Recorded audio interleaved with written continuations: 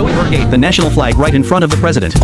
He declared that today was Freedom Day, and he could do whatever he wanted. The audience was stunned in that moment. By the time the president realized what had happened, he gave an order, and countless people began chasing Zoe Berg. His actions were considered an insult to the flag, and even constituted treason. Zoe Berg became public enemy number one. Angry crowds launched a pursuit, and his bright red shell left him with nowhere to hide. Zoe Berg had no choice but to seek refuge in an embassy. However, protesters quickly surrounded the embassy. From night to day, the crowd of protesters grew larger and larger. A doll of Zoe Berg was hung up and beaten. His act of eating the flag was even turned into a popular song. Kill Zoe Berg became a common greeting among people. The court filed a lawsuit against him, but Zoe Berg couldn't afford a lawyer, and even if he could, no one was willing to defend Brother Shrimp. At that point, a homeless man volunteered. He had once been an elite in the legal world. The trial proceeded as scheduled, but due to public outrage, Zoe Berg participated in the defense via holographic projection. The homeless man detached his right hand. It turned out he was a veteran who had lost his arm fighting for the country while planting the flag. As a flag planter, he believed Zoe Berg was not guilty because the soldier's sacrifice was not meant to protect the flag itself, but to protect the freedom that the flag represents. Zoe Berg ate the flag because he wanted to taste freedom. However, using his desire for freedom to deprive him of his own freedom was, in itself, an act against freedom. The judge and jury connected via cables, using telepathy to deliberate. After a series of mental sparks and flashes, the final verdict was that Zoe Berg was guilty, but only needed to apologize to the public immediately. Friends cheered with joy, but Zoe Berg flatly refused, as he believed apologizing would be a trampling of freedom. The judge said an apology wasn't mandatory, but in an instant, the United Earth forces surrounded the embassy and began breaking down the door. The ambassador was furious. How dare mere humans declare war on the lobster planet? He immediately took out his walkie-talkie and called for planetary battleships.